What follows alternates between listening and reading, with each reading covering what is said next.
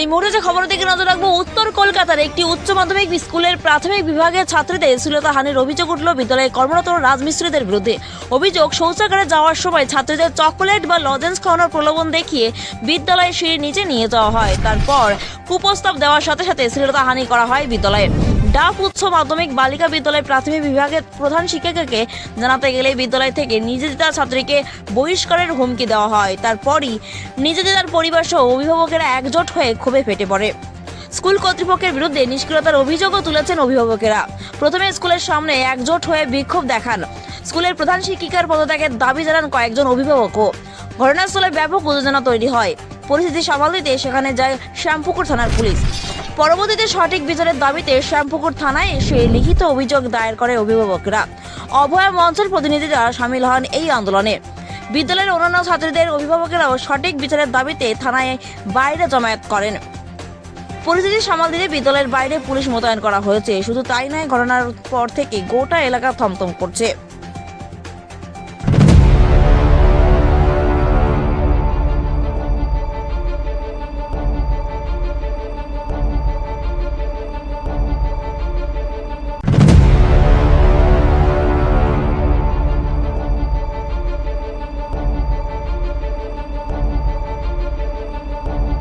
আমার মেয়েরা যখন পড়তো তখনও কিন্তু এরকম ধরনের আচরণ একবার হয়েছিল। তখন এতটা প্রোটেকশন কোনো কিছুই নেওয়া হয়নি। কিন্তু এখন যে খবরটা শুনছি সেটা একদমই অবিশ্বাস্যকারক মতন ঘটনা ঘটেছে। এর জন্য সাধারণত আমি চাইছি যে করেছে এই ঘটনাটা তার জন্য শাস্তি দেওয়াটা অতিরিক্ত প্রয়োজন আছে। বুঝতে পেরেছে? হ্যাঁ, প্রায়শই ঘটছে এরকম ঘটনা। আজকে এই স্কুল বলে না, অনেক জায়গায় এরকম সাধারণত ঘটছে।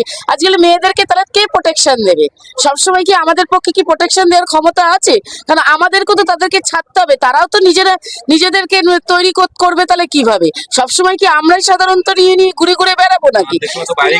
আর তারা তো এটা তো বাইরেই কাটাচ্ছে সারাক্ষণ। সেফ না, এটা তো স্কুলেও তারা বাচ্চারা, স্কুল কেন কোনো জায়গাতেই সেফ না। আমি আজকে কলেজ যাচ্ছে, সেটাও কি কোনো সেফ আছে? সেফ নেই।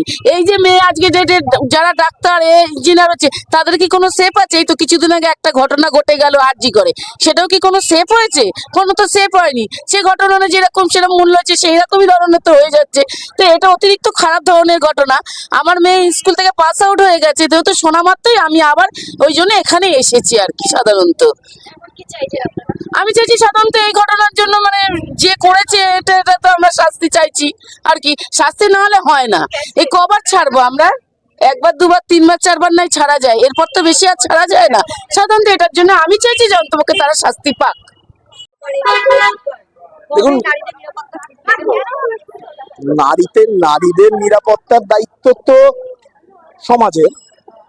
এবার সমাজ বলতে পরিবার যেমন, স্কুল তেমন, কর্মক্ষেত্র তেমন, এবং সবচেয়ে বড় কথা প্রশাসন, এবং এমন একটা বাতাবরণ তৈরি করা যাতে ভয়ের মরিচে না মেয়েকে থাকতে হয়, কোনো মেয়েকেই আর অভয়া না হতে হয়। কিন্তু তারপরেও আমরা দেখেছি আরজিকর কাণ্ডের পরেও একাধিক ঘটনা ঘটেছে, এবং সবগুলোই এখানে সর্বত্রই, সারা দেশে যেমন এখানেও তেমন মেয়েদের নিরাপত্তার উপর একটা প্রশ্ন উঠে যাচ্ছে। কিন্তু এই ক্ষেত্রে আরজিকরেও যেমন আমরা বারবার ভেবেছি, আমাদের ভাবনার অতীত ছিল যে একটি মেডিকেল কলেজের মধ্যে এরকম ঘটনা ঘটতে পারে, তেমনি একটি স্কুলে একটি শিশু, একটি গার্লস স্কুলের শিশু, তার উপর যদি কোনো সামান্য নিগ্রহের অ্যাটেম্প্ট হয়ে থাকে, যদি প্রয়াসও হয়ে থাকে, সেটাও নিন্দনীয়। এবং সেটা কেন হলো তার যেমন তদন্ত হওয়া দরকার,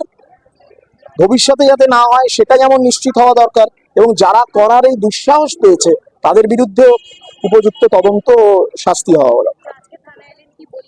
আমরা অভয় মঞ্চের থেকে ডেপুটেশন দিতে এসেছিলাম। আমরা বলেছি ঊর্ধ্বতন কর্তৃপক্ষের কাছে, আমরা বলেছি যে আপনারা কোনো চাপের দ্বারা, রাজনৈতিক চাপ, কোনো রকম আঞ্চলিক চাপ, এইগুলোর ওপর প্রভাবিত হয়ে এটা করবেন না। আপনাদেরও ঘরে মেয়েরা রয়েছেন। আমরা তো বারবার এই স্লোগান তো আপনারা শুনেছেন যে পুলিশ তুমি চিন্তা করো, তোমার মেয়েও হচ্ছে বড়। সেঞ্চুরি প্রধানের রিপোর্ট, ডেট ওয়ান নিউজ টিভি, উত্তর কলকাতা। আরো বিভিন্ন খবরের আপডেট জানতে নজর রাখুন ডেট ওয়ান নিউজ টিভির পর্দায়। আর অবশ্যই সাবস্ক্রাইব করুন ডেট ওয়ান নিউজ টিভি। আপনাদের একটি সাবস্ক্রিপশন আমাদের কাছে অত্যন্ত মূল্যবান। ধন্যবাদ।